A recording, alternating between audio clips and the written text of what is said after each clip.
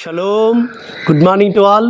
ప్రియులారా, పరమతని సన్నిధానంలో మనము ఆ యొక్క ప్రాయశ్చిత్త దినం వైపు మనం వెళుతున్నాం. మనలో ఉన్న బలహీనతలన్నీ కూడా మనం ఒప్పుకొని విడిచిపెట్టాల్సిన సమయం వస్తుంది. కాబట్టి ఒక్కొక్క బలహీనతను మనం చూసుకుంటుంటే, ముఖ్యంగా కోపము, నరుని కోపము ఎలోహిం నీతిని నెరవేర్చదని ఈ దినం అనుదిన కృపలో లేఖన భాగం ఉంది మనకు. కాబట్టి పరమతండ్రి యొక్క నీతిని, పరమతండ్రి చిత్తాన్ని నెరవేర్చనీయకుండా అడ్డుపడేది మన కోపమే సుమా. కాబట్టి పరిశుద్ధ గ్రంథంలో పరమతండ్రి అందుకే యాకోబు రాసిన పత్రిక 1వ అధ్యాయం ద్వారా 20 వచనం రాయించి పెడుతూ వచ్చాడు. నరుని కోపము యెహోవా యొక్క నీతిని నెరవేర్చదు. ఈ దినం అనుదిన కృపలో వస్తున్న లేఖన భాగం ఇదే ఉంది సుమా. ఎందుకు అంటే మన కోపాన్ని బట్టి మనం ఒక్కొక్కసారి ఏం చేస్తున్నామో మనకు తెలియదు సుమా. మన కోపమే మనకు శత్రువు. కాబట్టి శత్రువు ఎక్కడో లేడు, మనలో కోపరూపంలో వస్తుంటాడు. మన కోపమే మనకు శత్రువుగా కనబడుతుంటుంది. కాబట్టి కోపంలో మనం ఏమి విఘ్నత కోల్పోయి ఏం మాట్లాడుతుంటామో తెలియదు, ఏం చేస్తుంటామో తెలియదు. కాబట్టి విఘ్నతను మర్చిపోతాము. కాబట్టి పరమతండ్రి ఆయనిచ్చిన సహనము, ఆయనిచ్చిన ఓర్పు, ఆయనిచ్చిన దీర్ఘశాంతాన్ని మనం కలిగి ఉండి పరమతండ్రికి చిత్తాన్ని నెరవేర్చే వారంగా ఉండాలి, పరమతండ్రి నీతి నెరవేర్చే వారంగా ఉండాలి. కాబట్టి కోపం ప్రదర్శించిన వారందరూ కూడా ఎలోహిం ఉగ్రతకు గురవుతూ వచ్చారు.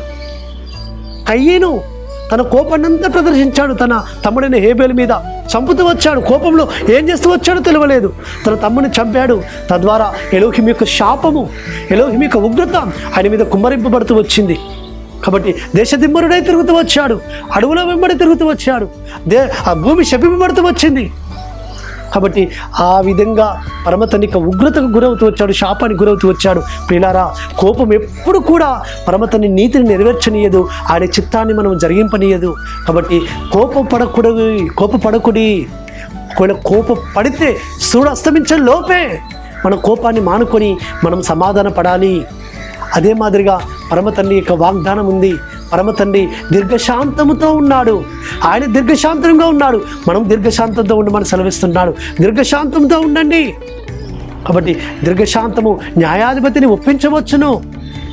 ప్రియులారా, కోపం వలన సర్వశక్తిని యొక్క చిత్తాన్ని నెరవేర్చనీయకుండా, సర్వశక్తి నీతి నెరవేర్చనీయకుండా ఏ విధంగా అడ్డుపడుతుందో, దీర్ఘశాంతముతో మనం ఉంటే మాత్రము ఆ న్యాయాధిపతిని యెహోవాను ఒప్పించవచ్చు. కాబట్టి ప్రియులారా, కాబట్టి పరమతని వాక్యము కూడా ఉంది. ఆ సామెతలో కూడా ఒక మాట ఉంది, కోపచిత్తంతో సహవాసము చేయకము. కోపస్తులతో సహవాసం చేయకూడదు సుమా. ఎందుకంటే వారి కోపము మనకు వస్తుంది. కాబట్టి కోపం అనేది ప్రదర్శించకూడదు. కోపం వస్తుంటే దాన్ని అణుచుకోవాలి. కాబట్టి దాన్ని మనం ఓర్చుకోవాలి. కోపాన్ని మనం ప్రదర్శించకుండా సహనంతో దీర్ఘశాంతంతో ఉండాలి. అట్టి విధంగా పరమతండ్రి కృప మనకు విస్తరింప చేయనుగాక. ప్రార్థన చేసుకుందాం. పరలోకమందున మా తండ్రి, సర్వోన్నతుడ, సర్వాధికారి, ఇక అయ్యా నరుని కోపం ఎలోహిం చిత్తం నెరవేర్చదన్నావు నాయన. మేము కోపపడకుండా అయ్యా మేము నీకు దీర్ఘశాంతాన్ని కలిగి సహాయం చేయమని ప్రార్థిస్తూ యేసుస్వామి నామమున స్తుతించి ప్రార్థించి వేడుకుంటున్నాము తండ్రి. ఆమేన్. సర్వోన్నతుడు, సర్వాధికారైన కృపా కనికరము మనకు తోడుగా ఉండి మనల్ని బలపరిచి నడిపించును గాక.